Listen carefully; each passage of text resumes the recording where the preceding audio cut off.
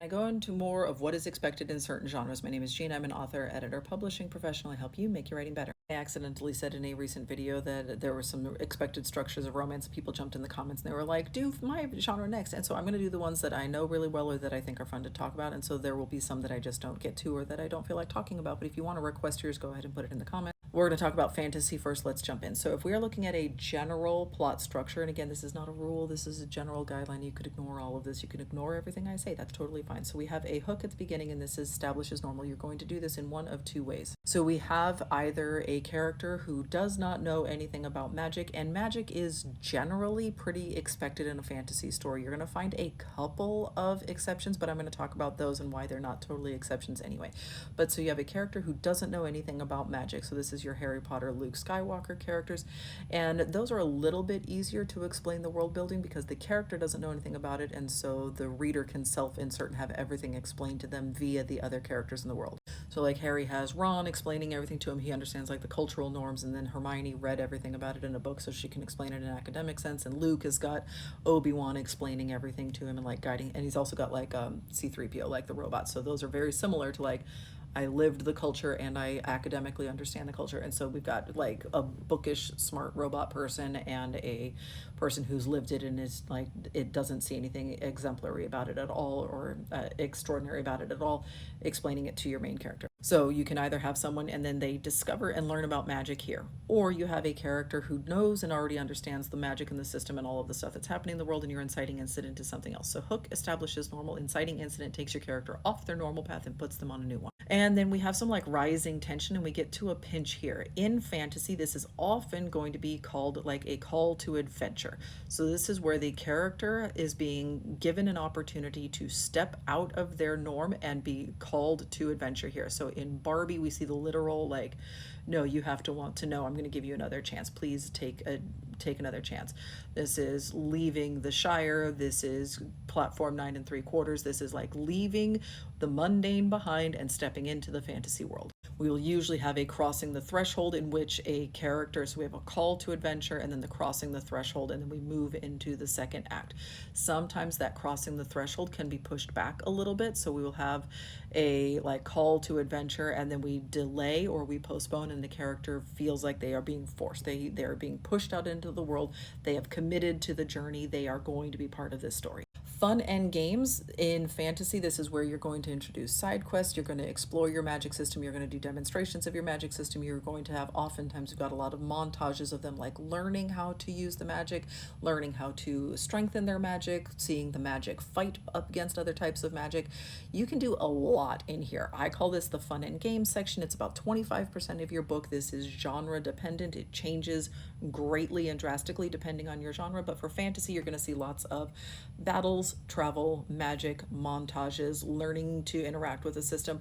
This is where you will, in a much more natural and organic way, you will get backstory and the political machinations and all of that stuff like woven into the story, and your character will learn about it in a very natural and very interesting way. And then pinch, brought low, plot turn, brought low, rising action is a little bit steeper, a little bit more frenzied here. We're brought low. With this is the descent into the belly of the beast. And so we are at our lowest moment. We think all hope is lost. The villain is definitely going to win. We usually have seen the villain on screen by this point or on page by this point, where up until this point, the villain can sort of be like a general badness just sort of like hovering in the background, or like a threat looming. We usually will see the villain or who we think is the villain. So at this point we will become face to face with the villain. We think all hope is lost. We are going to crawl our way up out of here. We are going to discover and tap into some untapped magic that we didn't know that we had, and we're going to suddenly use powers that we didn't know we were going to be able to access. The forces will rally. We will unblock our magic system. We will be able to suddenly channel all of our inner crystal users. The wand will work, all of the stuff. It will come and we will win the day. Usually in fantasy, and this is going to be genre like subgenre dependent, if we are doing like epic fantasy, Fates of Nations, this crawl from darkest moment to resolution can be very long, can be quite big in and very intense. You will sometimes see big fat books where this point from darkest moment to resolution is like 250 pages, right? Like it can just go on, it can be a huge battle. Some people just really, really love watching the magic system work. They love watching it unfold. They love seeing it fight up against other things, seeing it tested and proven against each other. This can be very, very long and intense. If you are doing cozy fantasy, I actually think that you're going to have a lot of these pieces, but then you're going to be overlaying more on like a buddy story or a romance story, that you're going to be following those structures of something with a little bit more intimate stakes and not looking at these big fates of nations. So from darkest moment to resolution will be shortened up, and then it won't be quite such a big climb. Like the darkest moment will be less low. It will not be like the entire world is going to burn because of my mistakes, but it's more like, oh no, I'm gonna be single and I didn't want to be.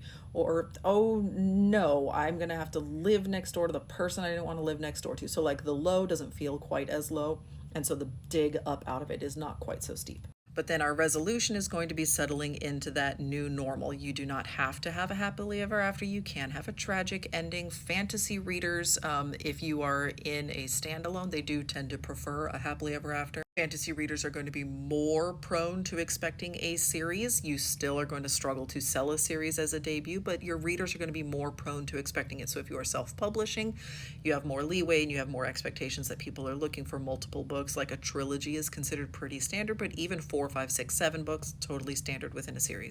And you are almost always going to follow the same protagonist through that story. There are obviously some notable exceptions. Game of Thrones kills off the protagonist of the first book and then continues to just kill characters off constantly.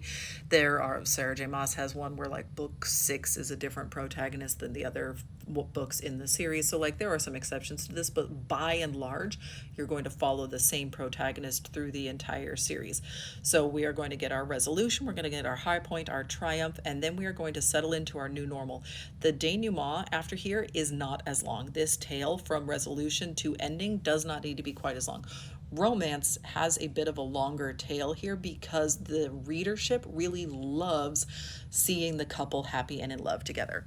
That's what they came for. That's what they wanted. There's almost always an epilogue in a romance, and it's almost always like a year later and they're planning a wedding, welcoming a baby, opening a business together, whatever. Like they are happy and in love and they want to see that. In fantasy, it's like, well, we beat the bad guy. What more do you want from us? So this resolution will get shortened up quite a bit, and so you usually will have maybe 5% of the novel will be in a denouement, maybe even less than that. You might not have very much at all after the resolution, and we like take stock of where everybody is and how everybody has fared. And it's like, okay, well, we survived. Did we defeat the big bad? Great, let's talk about what peace and happiness looks like. We did not defeat the big bad. We need to figure out and regroup and set up what's going to happen for book 2. You are mostly expected to have magic. There will be some people that are like, no, no, no, you don't have to have magic. And I think the stories in which there is no magic at all are exceptionally rare. There are some in which the fantasy and the magic is very, very low, and it is almost tied to like skills that people can't quite explain. So like the Queen of Coin and Whispers is a very, very low fantasy, but it is like she's got a skill with numbers that nobody can quite explain, or she's like exemplary with these numbers. That's probably the one that I can think of in which there is virtually no magic, like almost no magic at all. And I do believe the author has even said, like, she calls it a no magic fantasy. So it's very, very low, very, very quiet. And that's also a very cozy fantasy. Bridget Kemmerer wrote one that had no magic, but we've got like a plant from a specific place that can help cure something, which like a lot of magic and witchcraft is a lot of like healing, cooking, midwifery. So like these are skills that people can't understand and cannot explain, gets interchanged with magic very often. And so I think of that as a very, very, very low magic system, but it is totally and completely necessary to the plot. That flower that only grows in a few places and is very difficult to obtain and then gets used as medicine, that is a very low magic system. And so you're going to have a hard time finding lots of fantasy stories without any magic in them at all. And we can have like mythical creatures, monsters, things like that that can be used as part of the magic system.